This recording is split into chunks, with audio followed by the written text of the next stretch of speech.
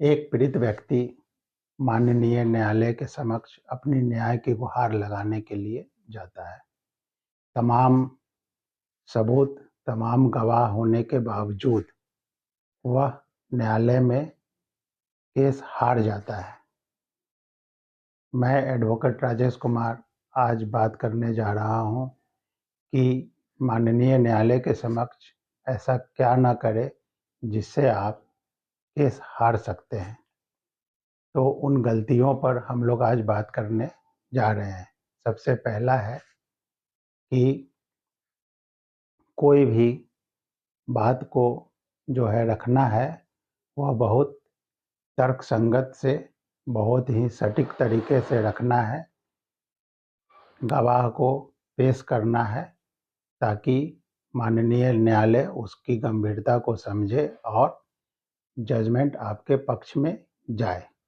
दूसरा गलती क्या है जो हमें नहीं करना है, वो यह है कि आप कोई भी हेयरिंग जो होता है उस हेयरिंग को जो है बिल्कुल टाइम पर पेशी करना है, वहाँ पर जाना है।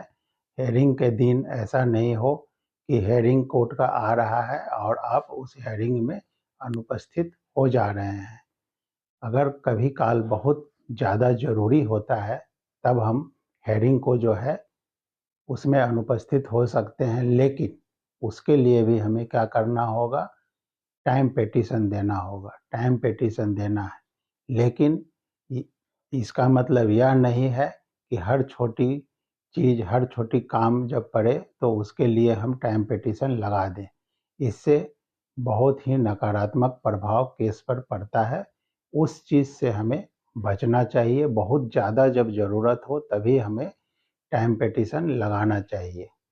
अब तीसरा जो है क्या करना है, तीसरा जो बहुत गंभीर सवाल है, बहुत गंभीर विषय है, वह यह है कि हमें आधी अधूरी जानकारी के साथ माननीय न्यायालय के समक्ष नहीं प्रस्तुत करना है या नहीं पहुंचना है। जो भी बात जो है उसको बिल्कुल तर्कसंगत और एविडेंस के आधार पर अपनी बात को रखना है। और लास्ट और सबसे महत्वपूर्ण जो विषय है, जो बात करने जा रहा हूँ, वो है कि हमें भावना में नहीं बहना है। क्योंकि न्यायालय के समक्ष जो है कोई भी जब पेश किया जाता है, केस प्रस्तुत किया जाता है, तो वो साक्ष्य के आधार पर चलता है।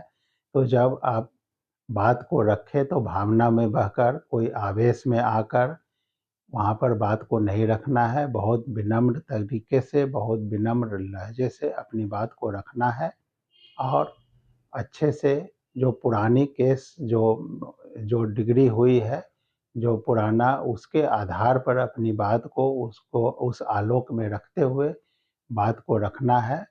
और धारा के तहत पूर्व में जो जजमेंट हुआ है उसके आलोक में बात को रखते हुए अपनी बात को पेश करना है, ताकि बात जो है आपका ज़्यादा वेट के साथ जो है वहाँ पर उपस्थित हो और आप केस को जीत सकें। और या कह लें कि केस को जीतने में जो है संभावना बढ़ जाती है। तो इन सभी बातों को हमको माननीय न्यायालय के समक्ष ध्यान देने की ज़रूरत है। अगर आपको अन्य किसी विषय पर अगर जो है जानना चाहते हैं तो आप कमेंट बॉक्स में मुझे बताएं, उस पर मैं नेक्स्ट वीडियो बनाऊंगा। बहुत बहुत धन्यवाद।